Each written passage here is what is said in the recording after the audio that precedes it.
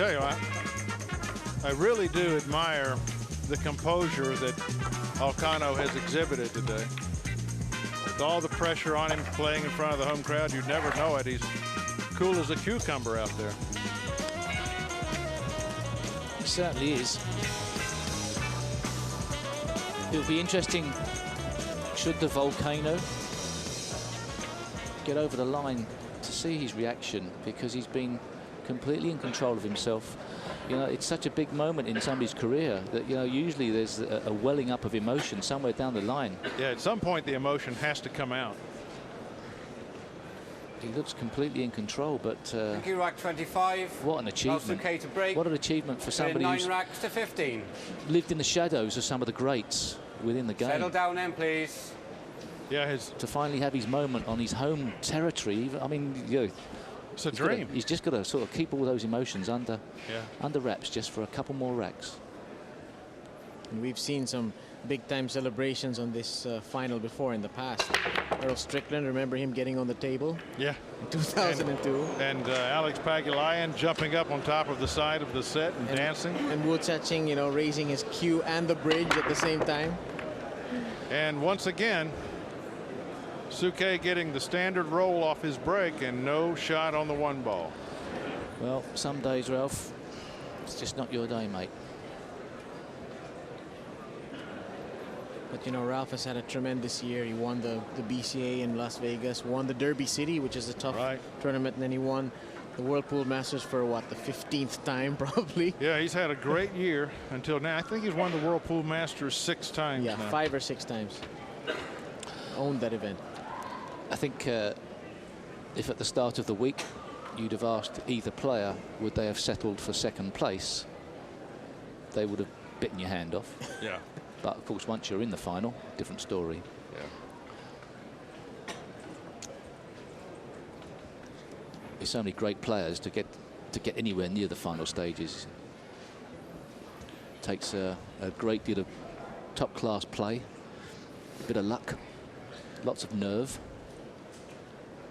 Souquet cannot afford to turn this table over with a shot. And yet he can't afford to push out to a situation so tough that he can't handle it.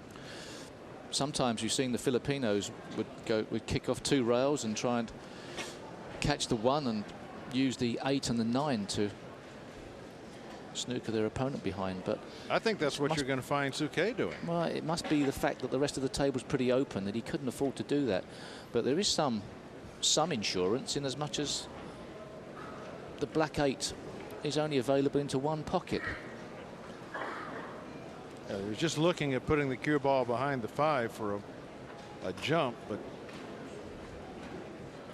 that's not a good option when you've got a man who can jump the ball like Alcano.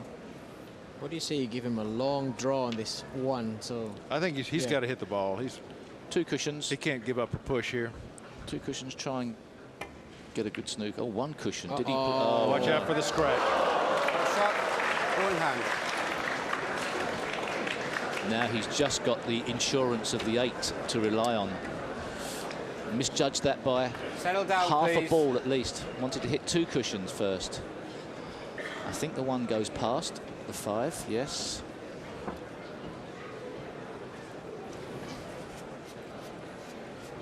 Precariously placed that. Tell me, there's a rule for you. You put the cue ball on the table in a position like this, right by the lip of the pocket. Yes. Okay. Yeah. And as you start to cue up, you pull the cue back, and the ball falls in the into the pocket. Tell me the rule. Well, somebody go run after Michaela right now. you've caught me short, but I don't believe it would be counted as a. It is. It's a foul. Jay's in the promoter says it's a foul. Jay's in the building, says it's a foul. At least in Jay's tournaments it is. I was thinking that it would not have been considered in play until the player strokes it, and therefore the referee would recreate it and put it back on the table.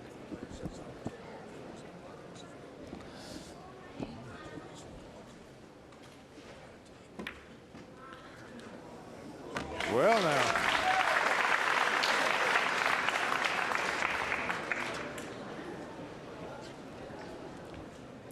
Now our head referee has chimed in on this, Michaela, and I love causing says that if it confusion. stays there for 5 seconds or longer, it is not a foul, and she would replace it. Exactly. But if it falls right in, it would be. 4 seconds. Somebody better be counting. About 4 3/4 seconds. I mean, you know, when it gets down to numbers, you know, 5 seconds. Who's counting? Meanwhile, at this rack, Yeah, pardon us for wandering. it looks like The reason why we're wondering is that the big shot comes up Yeah. after this. Yeah. it's whether how he's going to separate the 8 and the 9.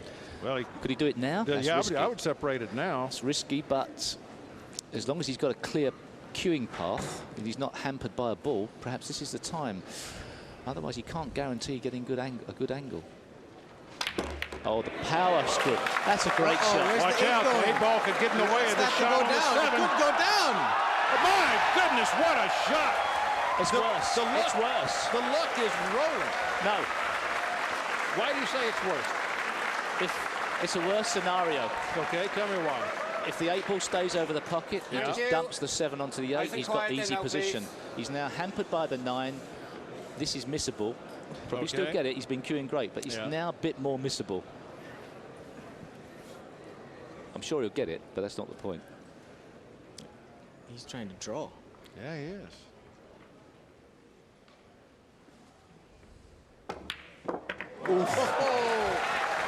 The charmed life of Ronnie Alcano continues.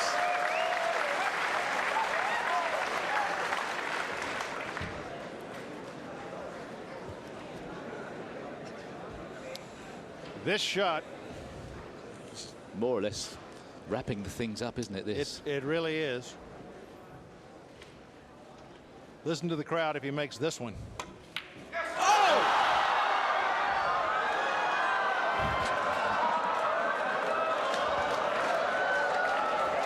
Well, it was never automatic. He's breaking Thank next. you. He hasn't Quiet, gone please. errant often.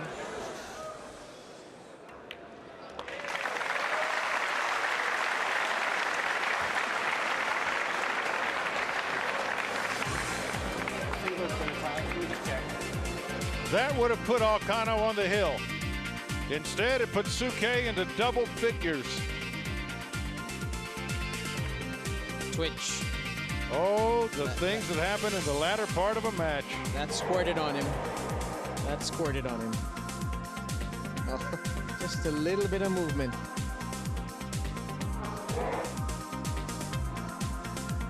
Yeah, there was some movement in his head.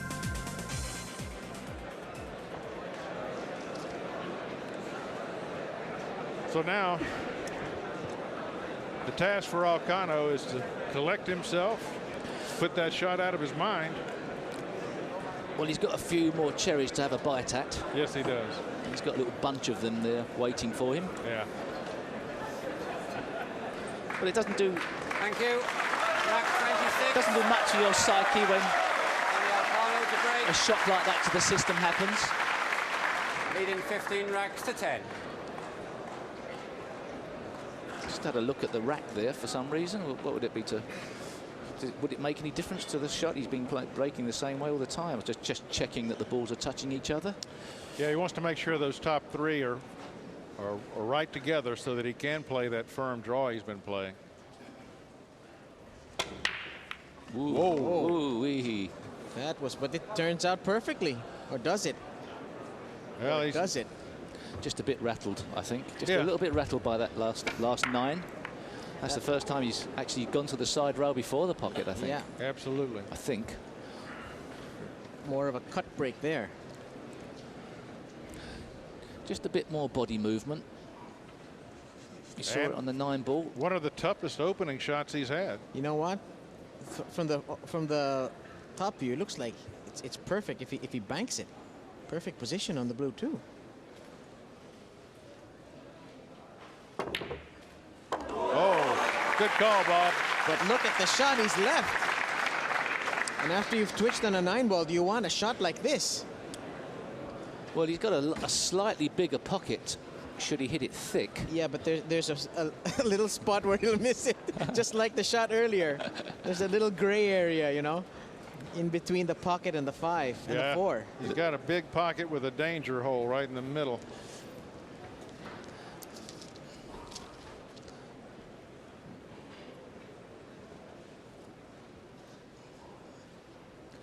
Of course, if he just does contact the 4, may not be automatically on the 4. Yeah, that's his next shot. So beautiful. Oh no! I think he's gotten snookered. Have a look at the situation. Oops. Yeah, he's done himself in on that shot. Okay, he's got a path between the 6 and the 5 to try and make the 4. Just got a path, and actually, as long as this 4 is not frozen on the rail, he's got a big chance of making it. The only thing he's going to have to do pretty softly to keep on the 5. Oh, if he misses this, he sells out. But if he doesn't, what game this guy has. He's not afraid of any shot.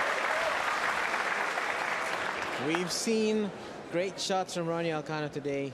That ranks right up there with all of them, and I think perhaps the most important one.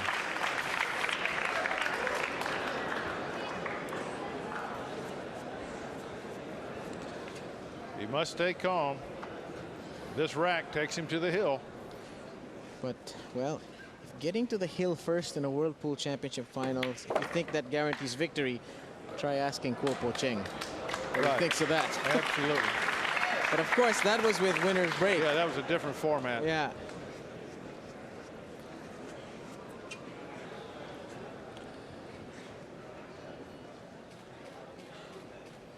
Needs a solid stroke here. That'll do it.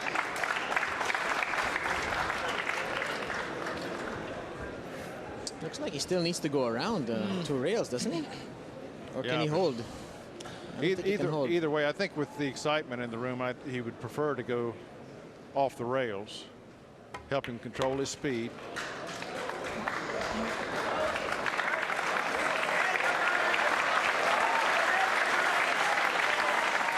The crowd now needs to do him a favor and be still. Now they can erupt.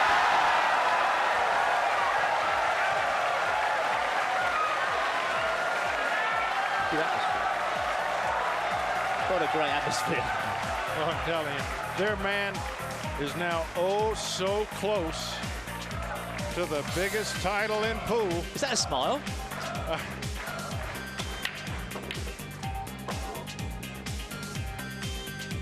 What a great story he is. He's lived in the shadow of Reyes and Bustamante, and now he is coming into his own.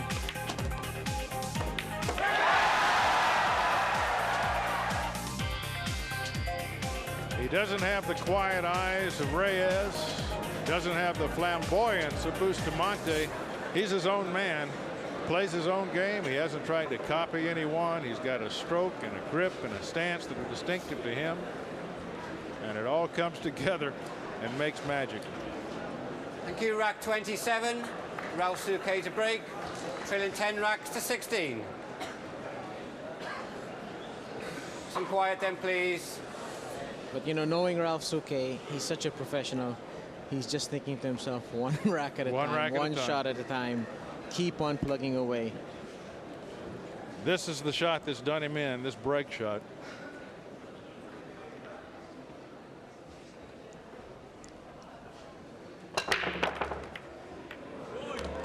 The 9. Watch the 9. He needed that. He needed that, and he deserved it. And the crowd's giving it to him.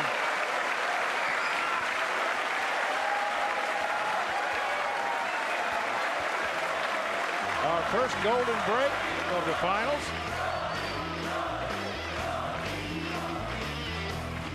But now, Alcano comes to the table with what could be, what he hopes will be, his final break. Look at this 9-ball just barely escaping the 2.